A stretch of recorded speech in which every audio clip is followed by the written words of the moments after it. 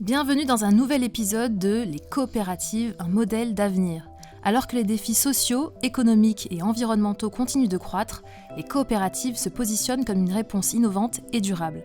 Ce podcast explore comment ces structures collectives peuvent transformer notre avenir et apporter des solutions concrètes aux enjeux contemporains. Dans cet épisode, nous avons le plaisir d'accueillir Youssef Achour, président de la SCOP Up, ex-chèque déjeuner, coopérative détenue par ses salariés. Leader reconnu dans le domaine des coopératives, Youssef Achour nous apporte son expertise et ses réflexions sur l'évolution et le potentiel de ce modèle économique. Je m'appelle Clémence Perron et je vous souhaite la bienvenue dans ce nouvel épisode de notre podcast Les coopératives, un modèle d'avenir. Youssef Achour, bonjour. Bonjour. Alors avant de commencer, Youssef Achour, est-ce que vous pouvez nous parler brièvement de votre parcours et de votre rôle en tant que président de UpCoop ? Comment vous êtes tombé dans la marmite coopérative ? C'est quand même une marmite un peu particulière. J'ai rejoint la coopérative en 1999, il y a donc près de 26 ans. Avant d'être chez Chèque Déjeuner, puisqu'à l'époque l'entreprise s'appelait Chèque Déjeuner, maintenant nous appelons UpCoop, j'ai travaillé dans des grands groupes, en particulier le groupe Vivendi et la Caisse des dépôts. J'ai aussi travaillé dans une maison d'édition, les éditions de la Découverte, plutôt dans des postes financiers. Et j'avais pour ambition, pour projet, à un moment de donner un peu plus de sens à ma carrière professionnelle en rejoignant une entreprise de l'économie sociale et solidaire. J'ai eu la chance de rejoindre en 1999 donc Chèque Déjeuner et y faire la suite de ma carrière jusqu'à devenir le PDG du groupe, effectivement. Donc c'était en vous, en fait, dans votre parcours, vous avez eu cette volonté parce qu'une coopérative, on va en parler, c'est plus qu'une entreprise, c'est une entreprise solidaire qui partage certaines valeurs avec l'ESS, dont elle fait partie d'ailleurs, l'économie sociale et solidaire. Qu'est-ce qui, chez vous, en fait, a nourri cette flamme ?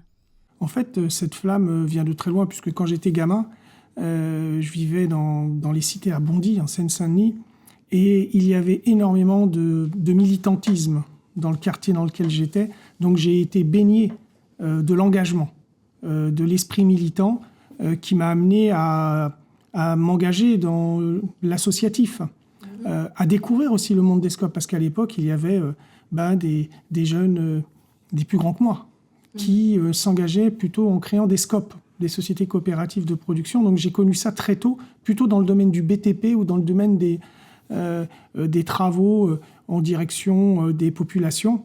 Donc tout cela m'a structuré.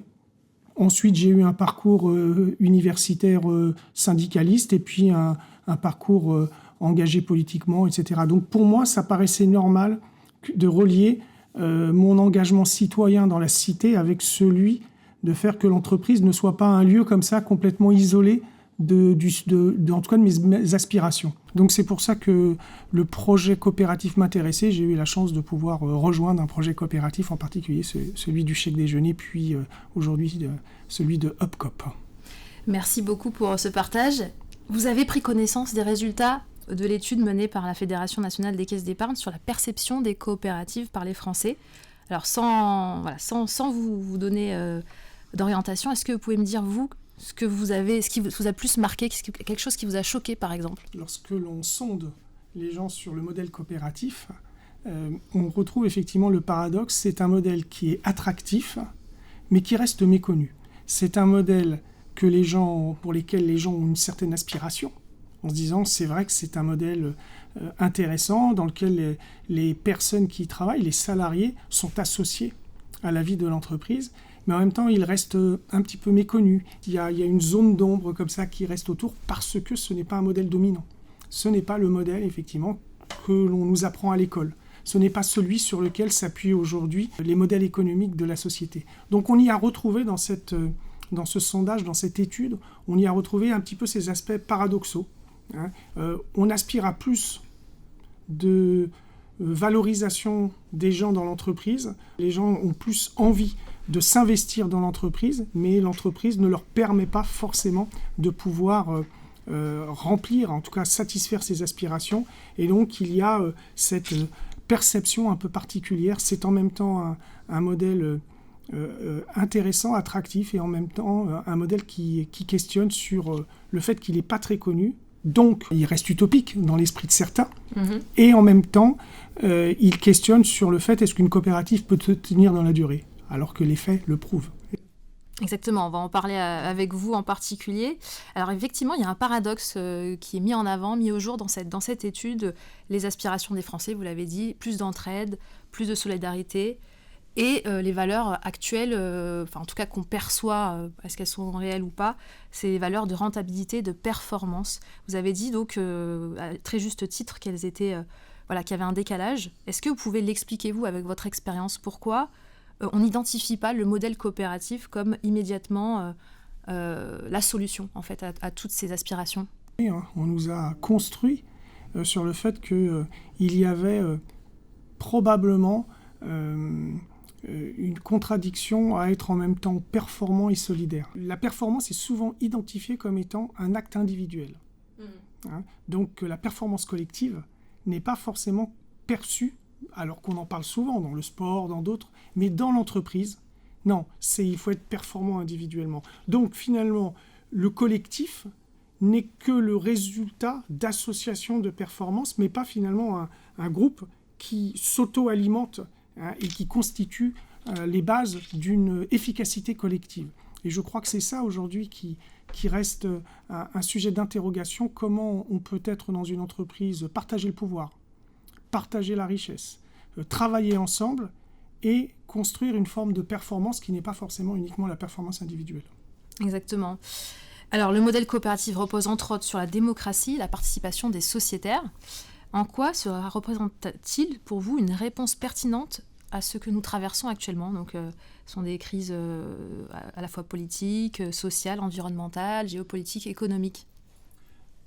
Je crois qu'encore une fois, aujourd'hui, nos sociétés ont montré les limites d'un modèle économique, j'ai dit dominant, qui a construit ses principes c'est le capital détenu qui va fixer les règles et qui va s'imposer à ceux qui vont apporter leur contribution personnelle. Et on ne vous demande pas votre avis.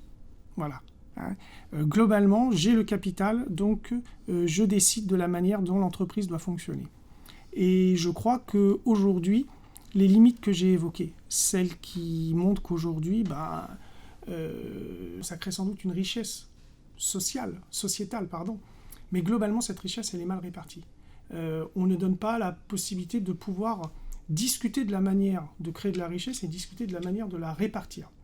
Et c'est pour ça qu'aujourd'hui, les aspirations à plus de démocratie dans l'entreprise, à plus de partage de la valeur, à plus de règles d'échange pour être en mesure de participer à la vie de l'entreprise, dans un monde où justement participer à la vie de la cité devient de plus en plus compliqué, l'entreprise devient une sorte de refuge. Et qu'aujourd'hui, les personnes se disent dans l'entreprise où je travaille, j'aimerais bien être plus associé. Et je crois que c'est là où se situe le nœud aujourd'hui de la problématique de l'aspiration des personnes à être plus associées, à avoir une vie démocratique dans l'entreprise plus forte, à l'inverse de ce qui a été très longtemps la perception qu'on nous donnait. Tu viens, tu travailles, tu es efficace, tes performances, ça va. Si tu ne l'es pas, tu seras soumis aux règles du système.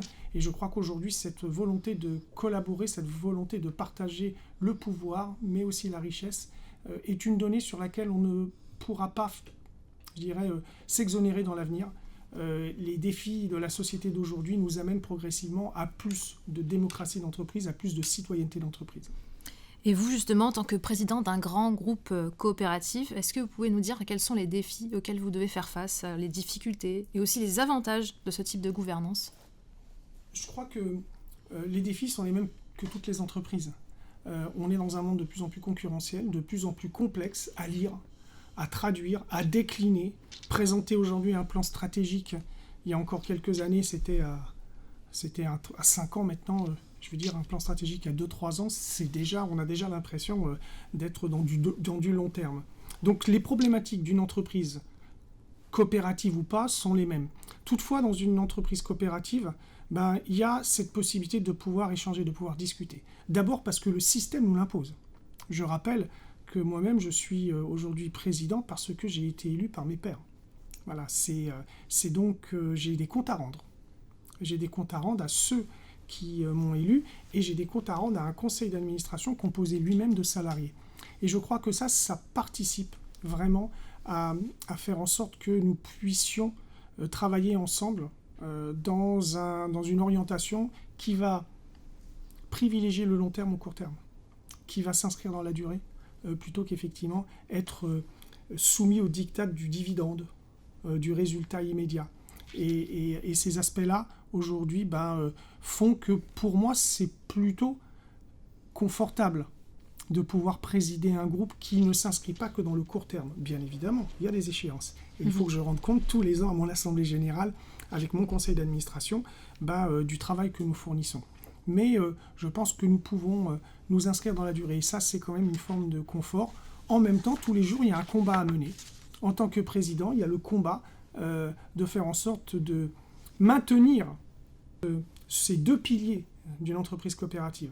Celle de rester fidèle à ses valeurs, de ne pas lâcher sur les grands principes qui font que depuis maintenant 61 ans, notre coopérative existe, et en même temps, des aspirations naturelles des équipes, à savoir être mieux payées, avoir en fin d'année des résultats positifs qui permettent de pouvoir toucher les dividendes, ce qu'on appelle nous la participation, qui est égalitaire dans l'entreprise, et en même temps être confronté à toutes les problématiques que la société nous renvoie, celle de l'inclusion, celle de l'égalité pro, celle aussi des difficultés que peuvent rencontrer les gens dans leur quotidien, avec la pression sur le pouvoir d'achat. Voilà, donc là c'est le côté, je dirais peut-être un peu moins avantageux, c'est qu'on est en prise directe avec ceux qui nous ont fait confiance et qui sont extrêmement exigeants aussi vis-à-vis de ce que nous devons réaliser en tant que président élu et d'administrateur élu. Alors, on a vu, il y a un déficit de connaissance et de reconnaissance. Que devrait-on faire pour faire mieux connaître ce modèle coopératif qui nous lie d'ailleurs, puisque les caisses d'épargne partagent également ce modèle, auprès du grand public et auprès des décideurs? Je crois d'abord qu'il faut sortir peut-être et être plus offensif sur le fait de ne pas ramener la coopération à une économie, entre guillemets, dite aidée ou subventionnée. Nous sommes mélangés, nous sommes intégrés dans ce mouvement de l'économie sociale et solidaire qui est lui-même disparate. Et l'économie sociale et solidaire, ce n'est pas que les associations qui jouent un rôle fondamental dans la société d'aujourd'hui. Et si elles ont des aides de l'État, c'est parce qu'elles remplissent une mission. Les entreprises d'insertion également. Et puis il y a les mutuelles, les banques coopératives, il y a les SCOP, dont nous faisons partie, qui sont des entreprises qui, elles, affrontent le marché tous les jours. Nous ne sommes pas une économie subventionnée ou une économie aidée. Et je pense que ça, il faut qu'on l'affirme, parce qu'on représente quand même aujourd'hui près de 15% de la population active et 10% du PIB, voire un peu plus. Et donc il nous faut être plus offensifs, plus affirmés dans nos positions. Et lié à ça, pour moi, je crois fondamentalement qu'aujourd'hui, le monde de la coopération doit travailler ensemble, plus fortement. Vous savez, la coopération, ce n'est pas que les SCOP, ce n'est pas que les banques coopératives, c'est aussi d'autres types de coopératives qui existent, les coopératives de consommation, les coopératives de distribution, les coopératives agricoles. Tout cet univers de la coopération ne travaille pas suffisamment ensemble, à mon sens. Et que l'intercoopération doit pouvoir permettre de s'auto-alimenter. En un mot, si on est plus fort ensemble, on sera plus fort dans la société. Si on travaille tous dans l'intérêt de la coopération, on s'entraide, on se soutient, les gros aident les petits, on fait progresser l'ensemble du mouvement coopératif par le haut, et à ce moment-là, on sera plus identifié. On sera plus reconnu par les pouvoirs publics, par les collectivités locales, et naturellement, notre place grandira. Donc je crois fondamentalement au mouvement, à l'effet de levier, et aujourd'hui, plutôt que nager dans son couloir, chacun, il faut que l'on apprenne effectivement à peut-être tous nager ensemble. Est-ce que vous pensez que les jeunes générations sont plus réceptives à tous ces principes coopératifs ? On a à affronter un problème culturel. Quand on dit qu'on est une coopérative, il y a quand même une grande partie des personnes quelles que soient les générations, qui ont un regard plutôt d'une entreprise, d'un modèle vieillissant, voire d'un modèle has-been, dépassé, qui nous renvoie à une autre époque, voire à d'autres aspects de l'histoire. On est en train de revenir là-dessus, pour les raisons évoquées tout à l'heure, à savoir les limites du système dit capitaliste classique, etc., et en particulier parce que c'est un capitalisme plutôt financier. Et aujourd'hui, nous avons une frange des générations nouvelles qui a envie de s'engager, de retrouver du sens. Ce n'est plus forcément dans le militantisme tel qu'on l'a connu il y a encore une vingtaine d'années. C'est dans une sorte de militantisme et d'engagement un peu différent, celui qui attache une importance au sociétal, à l'environnemental, au social, et qui considère effectivement que travailler, et quitte à passer 10 heures par jour au travail, il faut effectivement pouvoir faire en sorte que cela remplisse une vie, constitue un projet personnel dans un projet collectif. Et donc il y a aujourd'hui une génération, pas toute la génération, il y en a, ils sont plutôt orientés vers les startups, d'autres qui continuent à dire que pour eux, leur avenir se passe dans des grands groupes cotés en bourse, qui sont des têtes d'affiche de l'économie française ou internationale. Mais il y a aujourd'hui une frange qu'il faut capter, une population de jeunes engagés qui ont envie de travailler dans le monde de l'économie sociale et plus spécifiquement dans le monde de la coopération. Eh bien, on espère qu'ils écoutent le podcast. Et pour terminer, est-ce que vous auriez un message à adresser aux décideurs publics ou aux citoyens pour soutenir les coopératives ? Le message au pouvoir public, encore une fois, c'est n'oubliez pas que quand on est un décideur public et qu'on est confronté à des difficultés par rapport à un modèle de développement de la société qui est en échec aujourd'hui, il faut se repenser. Et il ne faut pas vouloir effectivement régler les problèmes d'aujourd'hui avec les vieilles recettes. Et qu'aujourd'hui, parmi les recettes dont il dispose, je crois que celui de la coopération est une recette qu'il faut peut-être privilégier parce qu'elle a un avantage dans la société, c'est qu'elle peut rapprocher les gens. Et quand on est un décideur politique et quand on est un citoyen, ce que l'on a surtout envie, c'est quand même de vivre ensemble. Et dans le vivre ensemble, il y a la dimension économique et sociale et sociétale. Et je pense que plus il y aura de la coopération, plus il y aura de la solidarité, plus il y aura des modèles de développement qui privilégient une économie au service des gens, une économie au service du progrès social, plus je pense que ça permettra d'apaiser et de réconcilier la société. Merci beaucoup, Youssef Achour. Merci à vous. Président de UpCoop pour ce podcast Les coopératives, un modèle d'avenir. Merci de nous avoir écoutés et à bientôt pour un nouvel épisode.